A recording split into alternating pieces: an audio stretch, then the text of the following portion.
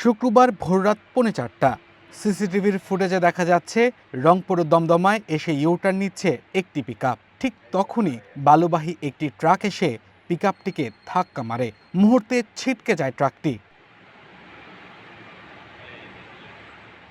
এই পিকআপে পরিবার নিয়ে ঢাকা থেকে রংপুরের পীরগাছায় নিজ বাড়িতে যাচ্ছিলেন মোতালেব। দুর্ঘটনায় প্রাণ হারান তার স্ত্রী শাহিনা বেগম এবং 1 বছরের সন্তান ওয়ালিদ। একই সঙ্গে পিকআপের হেলপার আরিফও মারা যান। মোতালেব ও পিকআপের ড্রাইভারকে ভর্তি করা হয়েছে রংপুর মেডিকেলে। ঢাকা অভিমুখী বালুবাহী একটি ট্রাক, অপরদিকে ঢাকা থেকে রংপুর অভিমুখী একটি পিকআপ ভ্যান আমাদের দমদমা ব্রিজের একটু আগে আমাদের তাজা থানাধীন এলাকায় ইউটার্ন করার সময় বালুবাহী ট্রাকটি পিকআপটিকে ধাক্কা দিলে ঘটনাস্থলে 3 জন ছিটকে পড়ে মারা যায়। পিকআপের হেলপার, পিকআপে যে মালামালের মোতালেবের স্ত্রী এবং তার 1 বছরের একটি সন্তান। আমরা ট্রাক দুটিকে জব্দ করেছি এবং তাদের বিরুদ্ধে আইনগত ব্যবস্থা গ্রহণ করা হচ্ছে। বগুড়ার সারিয়াকান্দিতেও বাবা ছেলে সহ 3 জন নিহত হয়েছেন। শুক্রবার সকালে বগুড়া শহর থেকে সিএনজি চালিত অটোরিকশা নিয়ে সারিয়াকান্দি শ্বশুরবাড়ি যাচ্ছিলেন বিপুল মিয়া। ফুলবাড়ি কাঁঠালতলা এলাকায় পৌঁছালে বালুবাহী ট্রাকের সঙ্গে তাদের সিএনজির মুখোমুখি সংঘর্ষ হয়।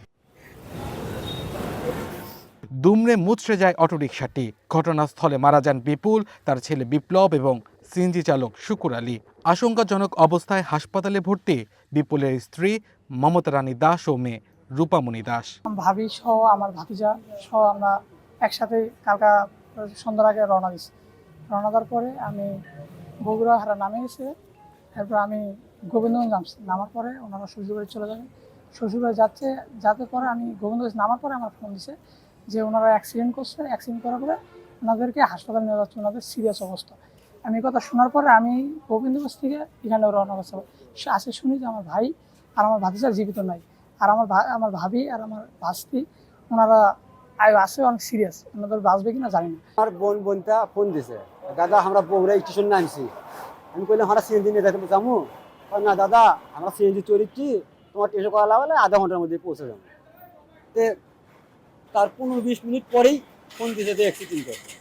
যাই তো মনে করেন সেই অবস্থা, যাই ট্রাকের তলে সিএনজি একবারে ডাম ট্রাক 10 চাকা গাড়ি একবার দুলে থুয়ে গেছে। মানে একজনের অবস্থা দেখে তো আমি ফিট খেয়ে পড়ছিলাম। পরে কেউ নাই, আমি একলা তো ফিট খেয়ে পড়ি, তাহলে ওদেরকে রক্ষা করবে কে? সেখান থেকে সারিয়াকান্দি হাসপাতাল দিয়ে গেছি। ওখান থেকে আনতেই আমার বোন জামাই আর আমার ভাগ্নেটা মারা গেছে। সুনামগঞ্জ থেকে যাত্রী নিয়ে একটি সিএনজি চালিত অটোরিকশা যাচ্ছিল সিলেটের উদ্দেশ্যে। সুনামগঞ্জ সিলেট মহাসড়কের পাগলা বাজারের বাঘের কোনা এলাকায় সিলেট থেকে আসা একটি পিকআপের সঙ্গে সিএনজির মুখোমুখি সংঘর্ষ হয়। এতে দুমড়ে মুচড়ে যায় অটোরিকশা। ট্রাকটি পড়ে যায় পাশের খাদে। ঘটনাস্থলেই মারা যান কেশবাপ্রিয়া, তার মেয়ে প্রথমা চৌধুরী ও অটোচালক সজল ঘোষ। দুর্ঘটনার পরই ট্রাকের চালক পারভেজ আহমেদকে আটক করে পুলিশে দেয় স্থানীয়রা। আপনার সকালে রওনা করছিলেন পাগলার নিকটস্থ বাজারে অ্যাক্সিডেন্ট হয়েছে। তো আমরা তৎক্ষণাৎ খবর পেয়ে পাগলা এসে আমরা লাশ শনাক্ত করেছি। ওনারা তিনজনই আমাদের স্কুলের ভক্ত এবং আমরা পুলিশকে ইনফরমেশন দিয়েছি।